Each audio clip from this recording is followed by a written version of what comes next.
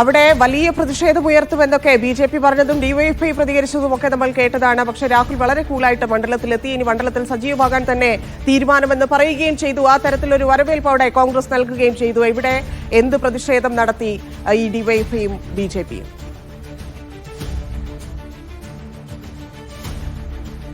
ധന്യ, ഇന്ന് സ്വാഭാവികമായും ഒരു പ്രതിഷേധം എന്നതിനപ്പുറത്തേക്ക് വലിയൊരു പ്രതിഷേധം ഉണ്ടായില്ല എന്ന് വേണം കരുതാൻ. കാരണം ഡിവൈഎഫ്ഐയുടെ നേതൃത്വത്തിൽ നഗരത്തിൽ ഒരു പ്രതിഷേധം, അതായത് ഒരു ട്രോൾ പ്രതിഷേധം മാത്രമാണ് ഉണ്ടായത്. ബി.ജെ.പിയുടെയും മഹിളാ മോർച്ച പ്രവർത്തകരുടെ നേതൃത്വത്തിൽ പ്രതിഷേധം നടന്നു. പക്ഷേ ആ പ്രതിഷേധം എം എൽ എ ഓഫീസിന്റെ റോഡിന്റെ പരിസരം, അതായത് എം എൽ എ ഓഫീസിന്റെ സമീപമായിട്ട് പോലീസ് ഒരു ബാരിക്കേഡ് സ്ഥാപിച്ചിരുന്നു. ആ ബാരിക്കേഡിന്റെ അടുത്ത് പോലും ആ പ്രതിഷേധം എത്തിയില്ല. അവർ ആ മെയിൻ റോഡിന്റെ പരിസരത്ത് എം.എൽ.എ. റോഡിലേക്ക് ഇറങ്ങുന്ന ആ ഭാഗത്ത് പ്രതിഷേധം അവിടെ അവസാനിപ്പിക്കുന്ന ഒരു സാഹചര്യം ആണ് ഉണ്ടായത്. അപ്പോൾ നമുക്ക് സ്വാഭാവികമായും കഴിഞ്ഞ ദിവസങ്ങളെ അപേക്ഷിച്ച് പ്രതിഷേധം കുറഞ്ഞു വരുന്ന ഒരു സാഹചര്യമാണ് നിലവിൽ ഉള്ളത് എന്ന് പറയേണ്ടിയിരിക്കുന്നു. ഏതായാലും ഞാനിപ്പോൾ ഉള്ളത് എം എൽ എ ഓഫീസിന്റെ പരിസരത്താണ്. ഇവിടെ നേരത്തെ 5 മണിയോട് കൂടിയാണ് എം.എൽ.എ. രാഹുൽ മാങ്കൂട്ടത്തിൽ ഇങ്ങോട്ടേക്ക് എത്തുക എന്ന് അറിയിച്ചിരുന്നു. പക്ഷേ ഇപ്പോൾ ലഭിക്കുന്ന വിവരമനുസരിച്ച് അല്പസമയത്തിനകം തന്നെ അദ്ദേഹം ഇങ്ങോട്ടേക്ക് വരും എന്നുള്ളത് തന്നെയാണ്. നേരത്തെ ജില്ലയിൽ ഉടനീളം അദ്ദേഹം സ്വകാര്യ പരിപാടികളിലായിരുന്നു പങ്കെടുത്തിരുന്നത്. മരണാനന്തര ചടങ്ങുകൾ ഉൾപ്പെടെയുള്ള സ്വകാര്യ പരിപാടി. അതുകൊണ്ട് തന്നെ ഈ സ്വകാര്യ പരിപാടിയിൽ പങ്കെടുക്കുമ്പോൾ അതിൽ പ്രതിഷേധിക്കുകയോ തടയേണ്ട ആവശ്യമില്ല എന്നൊരു പ്രതിഷേധക്കാർ പറയുകയും ചെയ്തിരുന്നു. എന്നാൽ ഇനി അദ്ദേഹം ഓഫീസിലേക്ക് വരുമ്പോൾ, ഒരു ഔദ്യോഗിക സംവിധാനത്തിൽ ഓഫീസിലേക്ക് വരുമ്പോൾ അത് പ്രതിഷേധം ഉണ്ടാവുകയോ ഇല്ലയോ എന്നുള്ളതാണ് നോക്കി കാണേണ്ടത്. നമുക്ക് ഈ ദൃശ്യങ്ങളിൽ കാണുന്ന പോലെ വലിയ ഒരു പോലീസ് സന്നാഹം ഇവിടെയുണ്ട്. പ്രതിഷേധം കണക്കിലെടുത്ത് പ്രതിഷേധം ഉണ്ടാവുകയാണെങ്കിൽ ഒരുപക്ഷെ അതിനെ നേരിടുക എന്ന ലക്ഷ്യത്തോടു കൂടി തന്നെ വലിയൊരു തരത്തിലുള്ള പോലീസ് സന്നാഹം ഇവിടെയുണ്ട്. മാത്രമല്ല പാർട്ടിയുടെ പ്രവർത്തകരും കോൺഗ്രസിന്റെ പ്രവർത്തകരും ഉൾപ്പെടെയുള്ളവർ ഇപ്പോൾ ഈ ഓഫീസിലുണ്ട്. ഏതെങ്കിലും തരത്തിലുള്ള ഒരു പ്രതിഷേധ സാധ്യത ഒരു പക്ഷേ ഇവിടെയാണ്. കാരണം അദ്ദേഹം എം.എൽ.എ. ഓഫീസിലേക്ക് വരുമ്പോഴായിരിക്കും ഇപ്പോൾ നേരത്തെ ഡിവൈഎഫ്ഐയും ബി.ജെ.പിയും ഒക്കെ പറഞ്ഞ പോലെ ഔദ്യോഗികമായ ഏതെങ്കിലും പരിപാടിയിൽ പങ്കെടുക്കുമ്പോഴാവും.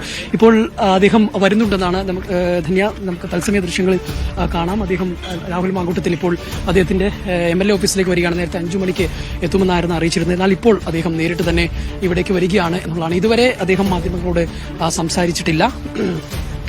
ഇപ്പോൾ മാധ്യമങ്ങളോട് സംസാരിക്കുമോ ഇല്ലയോ എന്നുള്ളത് കൂടി നമ്മൾ ആകാംക്ഷയോടെ കാത്തിരിക്കുകയാണ്. അതായാലും അദ്ദേഹത്തിന്റെ എം.എൽ.എ. ബോർഡൊക്കെ ഒഴിവാക്കിയിട്ടുള്ള ഒരു വാഹനത്തിൽ തന്നെയാണ് അദ്ദേഹം ഇപ്പോൾ വരുന്നത്. നേതാക്കന്മാർ അദ്ദേഹത്തെ സ്വീകരിക്കുന്നു, അദ്ദേഹത്തെ ആലിംഗനം ചെയ്തുകൊണ്ട് സ്വീകരിക്കുന്ന ഒരു സാഹചര്യമാണ് ഇപ്പോൾ ഉള്ളത്. ഇനി അദ്ദേഹം എം.എൽ.എ. ഓഫീസിലേക്ക് വരും. അദ്ദേഹത്തെ സ്വീകരിച്ച് ആനയിക്കുന്ന ഒരു കാഴ്ച തന്നെയാണ് നമ്മൾ ഈ ദൃശ്യങ്ങളിൽ കാണുന്നത്. അദ്ദേഹത്തിന്റെ എം.എൽ.എ. ഓഫീസിലേക്ക് ഇപ്പോൾ വരികയാണ്. ഇനി മാധ്യമങ്ങളോട് സംസാരിക്കുമോ ഇല്ലയോ എന്നുള്ളത് കൂടി നമ്മൾ കാത്തിരുന്ന് കാണേണ്ടതുണ്ട്.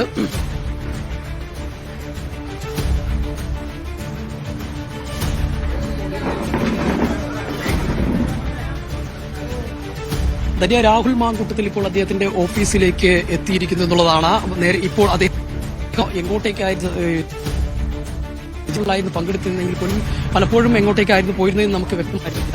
പല ഇടങ്ങളിലേക്കായി അദ്ദേഹം പോയിരുന്നു. പല മരണാനന്തര ചടങ്ങുകളിലടക്കം അദ്ദേഹം പങ്കെടുത്തിരുന്നു. അതിനുശേഷം ഇപ്പോൾ ഔദ്യോഗികമായി അദ്ദേഹത്തിന്റെ എം.എൽ.എ. ഓഫീസിലേക്ക് എത്തിയിരിക്കുകയാണ് എന്നുള്ളതാണ്. ഇങ്ങോട്ടേക്ക് വരുന്നത് ഒരുപക്ഷെ പ്രതിഷേധത്തിനിടയാക്കുമെന്ന് കണക്കിലെടുത്തുകൊണ്ട് വലിയ തരത്തിലുള്ള ഒരു പോലീസ് സന്നാഹവും ഇപ്പോൾ പുറത്ത് സജ്ജമാക്കിയിട്ടുണ്ട്. മാത്രമല്ല ഓഫീസിനകത്ത് കോൺഗ്രസിന്റെയും യൂത്ത് കോൺഗ്രസ്